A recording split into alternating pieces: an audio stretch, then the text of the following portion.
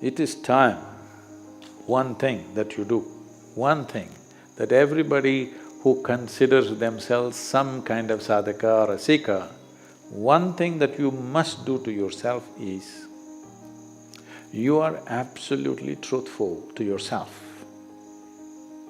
If you're also truthful to everybody around you, you will get other kinds of benefits with people. But I will not go that far right now.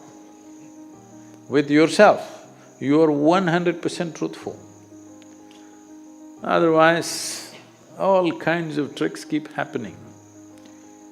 To be truthful to yourself is not an easy thing because there is lifetimes of habit of simply bullshitting yourself. And of course, you've gone through much religious training, many of you so you have a very sophisticated way of bullshitting yourself. See, this is an unfortunate condition that a whole lot of human beings are in their experience. In their personal experience, life is like me versus the universe. Being in competition with the universe is a stupid thing to do. That's not a competition you must get into. Hello? Me versus the universe is a bad competition to get into. So, this is why yoga. Yoga does not mean twisting and turning your body. The word yoga means union. Right now it's me versus the universe. This is just your psychological condition. This is not the reality. Even when you feel utterly lonely, are you still breathing? So you're transacting with the world, isn't it? Yes? You only can't get along with the people around you, but the atmosphere is okay with you, food is okay if it tastes good, water is okay. You have transaction with the world, isn't it? Your existence is constantly an engagement with the universe, but your mind becomes against the universe. If you create a psychological condition that you're against or you're in competition with the universe or the cosmos, obviously you will feel crushed for small things. Little things will crush you. When I say little things, maybe you failed your examination, maybe you got thrown out of this university, maybe you got fired from a job, maybe somebody ditched you, maybe something else like this happened. These are all small things between life and death. Because you came here with nothing, isn't it? When you die, there is no container service for you. You die with nothing. In spite of that, most people have turned their homes into warehouses. Most people are carrying such a huge baggage on their head as if they're carrying the whole universe on their head. This is their own psychological condition. Your thought and emotion is what you're talking about, right? When are you going to figure out how to handle your thought and emotion? Not hers, not hers, not his, yours. When are you going to learn how to handle my thought and my emotion? At the end of your life? The only problem really with life is just this. Most human beings have taken themselves too seriously. They don't understand. You've seen on the computer screen these pop-ups? Yes. You are a pop-up on this planet. You pop up for 2 seconds and pop out. No, you must see, countless number of people like you and me have walked this planet. They were also big people. Where are they? All topsoil? Topsoil or no? Or maybe you're planning to go to heaven. Hello? Anybody who talks about a place other than this place as a better place than this is a crime against humanity. My fundamental work is to destroy all heavens so that people will learn to live well here. All these idiots who made a hell out of themselves, they want to go to heaven. They made a mess out of this place and then they want to go to heaven. I'm asking you, do you have any proof? Do you have any proof that you are not already in heaven and messing it up? Do you have any proof? You're already in heaven, making a mess out of it. Yes, simply because you are not even learning how to handle your basic faculties of thought and emotion, isn't it? Your only justification is, everybody is like this only, that's how it is in a madhouse. That is how it is in a madhouse, only a doctor looks crazy. So when are you going to handle it? Slowly, at the age of 60? I'm asking. When will you learn how to handle my thought, how to handle my emotion, how to handle my body, how to handle my chemistry? When are you going to figure this?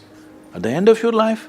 Because this culture has grown, when to do spirituality means when you're 70, when you're no good for anything else.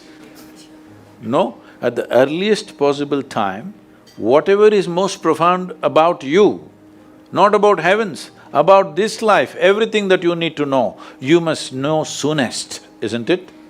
My whole thing is, I'm constantly reminding people, there is only one enemy in your life, that's you. If you fix this one person, everything is fine with you. Yes or no? You have only one enemy, that's yourself. If you fix this one person, this is a wonderful life. So this is the beauty of your life, that this moment you can be whichever way you want to be. Now this freedom is what humanity is struggling with right now. If you're suffering your bondage, it's all right, but you're actually suffering your freedom. If your life was as fixed as any other creature's life, you would not experience any stress, you would go through it effortlessly.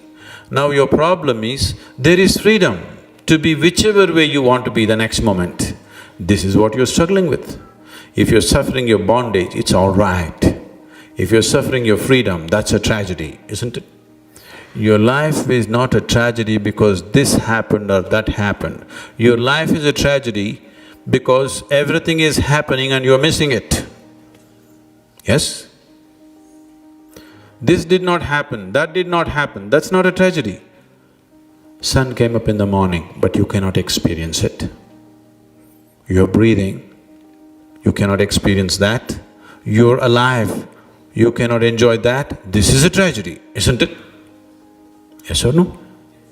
What happened, what did not happen is not the point. The most significant aspect of your life is that you're alive right now. Is that so? Everything else is secondary and incidental. Is that so? Yes?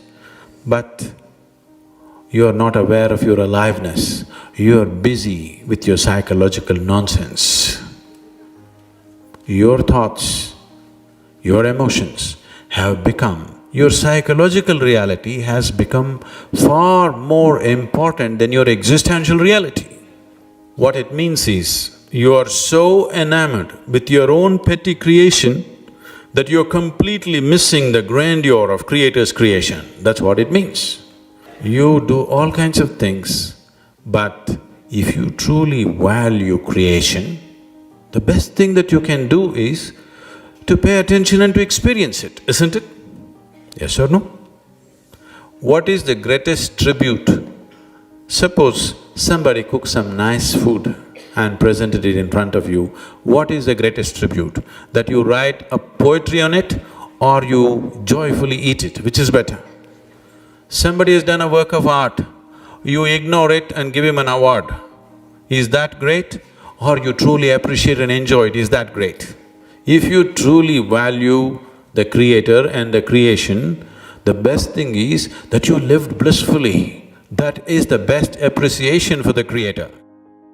One more year gone, are you still alive? And what are you alive to? What are you dead to? When was the last time you saw a full moon or a sunrise? When was the last time you gazed at a mountain or the ocean? Or you looked at a butterfly fly? When was the last time you saw a flower blossom or kicked a ball? When was the last time you smiled at yourself? When was the last time you looked back and could laugh at yourself, come alive. Your role in the existence is so small. Everything that happens to you largely is being done to you. Are you spinning the planet? No. Could you live if it did not spin? Could you live? No. Are you managing the atmosphere? No, you're spoiling it, but you're not managing it. Are you making your heart beat? No. Are you breathing?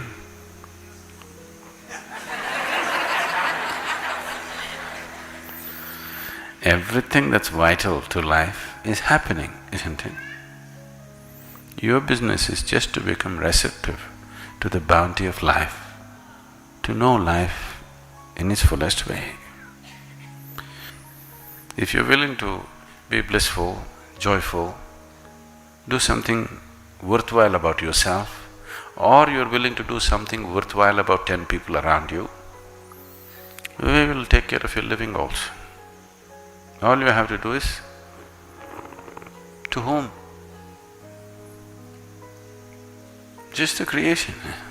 Isn't it big enough to bow down? Isn't it big enough to bow down? Just the creation. On top of that you want one more thing? Isn't creation itself big enough to bow down, I'm asking? Isn't the mountain big enough to bow down?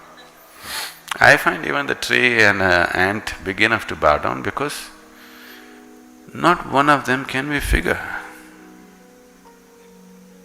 All your intelligence, you can't figure a leaf upon this tree, one leaf. So, just the sheer intelligence of everything that is happening. When you can't figure anything, what do? That's all I said. Stay in upasana because anyway, your role is so minor in this existence that tomorrow morning if you evaporate, no problem. Only if you leave your mess here and go, problem. But if you simply evaporate, no problem for anybody, isn't it? Yes or no? So your role in your own life is so minor, so very minor. Everything is being done to you, just everything. So, how can you be the hero? When you have a two-bit role, if you think you are a hero, you're making a serious mistake, isn't it? That's all I'm talking about. I'm not talking about doing any great spiritual sadhana. But if you live in truth, that is the sadhana. What else? To stop the lies that you're creating, that is all the sadhana. Searching for truth, knowing truth does not mean you have to go in search of it somewhere. It's not hiding behind the mountain, it's on this side, you know. Right now, this part of the planet is dark. So will you go looking on the other side? No, it's here. Truth means just this. Whatever there is truth. Whatever you have made up is a lie. That's all there is, isn't it? And you being a hero in this existence is your rubbish. It's got nothing to do with reality. So if you understand that, you understand you have a very minor role in the existence, not just in the making of the existence, in your own life. Even if something as simple as breath or heartbeat is left in your hand, you will be a complete mess within a minute. Yes or no? So, I'm not saying anything new, not a teaching, just reminding you the reality of what your life is. And that's all living in truth means, that you've not made up anything. You're not writing your own story. You're trying to live life. If you live life, you can only live it the way it is. Only if you make up a story, you can make your own story, isn't it? If you are doing fiction, you can make it up the way you want. If you're living life, you can live life only the way it is. There is no other way to live. So do not think it's some kind of a teaching. That's how life is. So just live it. Don't make up any story. If you make up a story which is not true, and believe it is true, when your script comes to an end, then you'll be at loss because there's nothing. If you go with reality, it is on, whether you're alive or dead, it's on. You being with it is the safest way to be, best way to be. That's the only way you can experience life. Otherwise, you will experience the treachery of your own words, nothing else. Recognize people around you for the best that you have seen in them. In recognizing the best instead of the worst, you will kindle, nurture and receive the best of everyone. Whatever you pay attention to will naturally grow, at least for you. Every human being that you meet, there's a good side to them, there is a nasty side to them. If you pay attention to the nasty side, your mind will be preoccupied with the nastiness. Somebody else's nastiness will become yours. And because of that, you will receive more and more of that from all around you. If you pay attention to the best, even though in some people it may be a minuscule, if you pay attention to the best, it will grow, at least in your mind. In your experience, it will grow. There is a good chance it will grow in them also. Well, when you live in this world, when you're active, so many people will say and do variety of nasty things to you. But if you pay attention to that, you will stop in your tracks. If you pay attention to that may exist even in those people who are continuously spewing venom. One thing is, your mind shall never become nasty. Another thing is, there is always a possibility even they will turn around. I've conducted programs in the prisons, both in India and United States.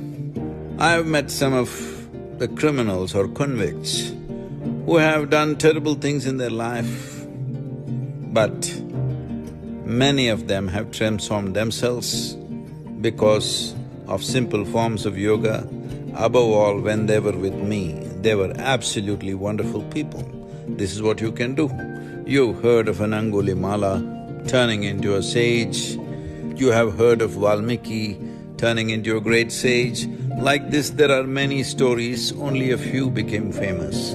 Many others are there who have transformed their nastiness to their wonderful nature simply because somebody paid attention to their wonderful nature.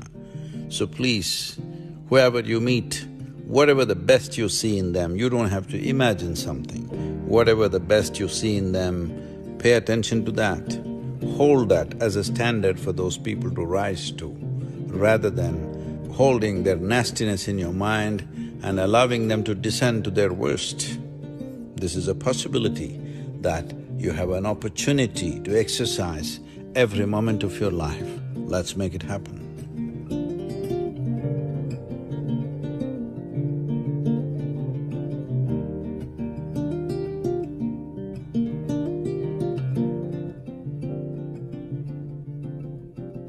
If you look into your own mind, if you look into your own persona of what you consider yourself to be, normally what you call as a personality is essentially different levels of constipation. I don't like this, I can't stand this, I can't do this, I can't do that, I only like this, I cannot like that. Different levels of constipation. What causes this constipation? Constipation, in its physiological sense, means constriction of a tract. Here, it's constriction of one's mind and consciousness, that it's held. There's no free flow of life. It's restricted because your ability to experience your life is only through the instruments of your body and your mind. Either your body or your mind in some way constricted means your ability to experience life also gets constipated. This happens in many ways.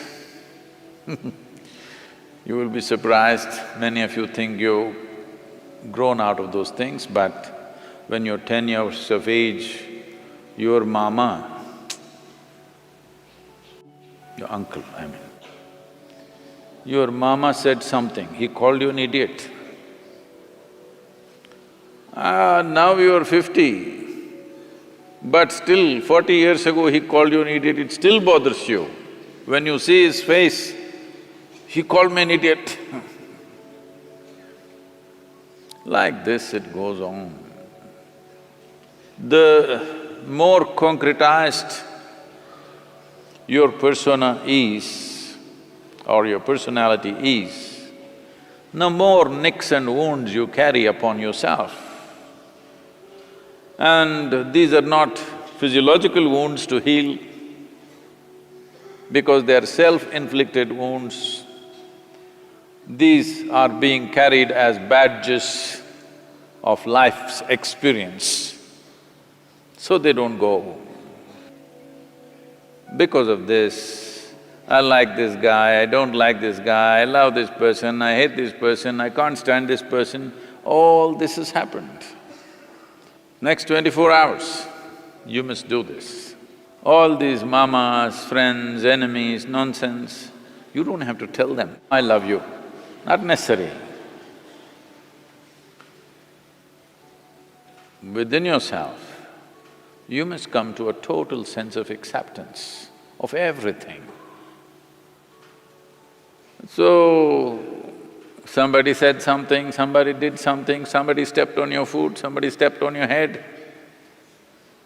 24 hours. It's a small prescription. Only for 24 hours. Come to an absolute acceptance of everything.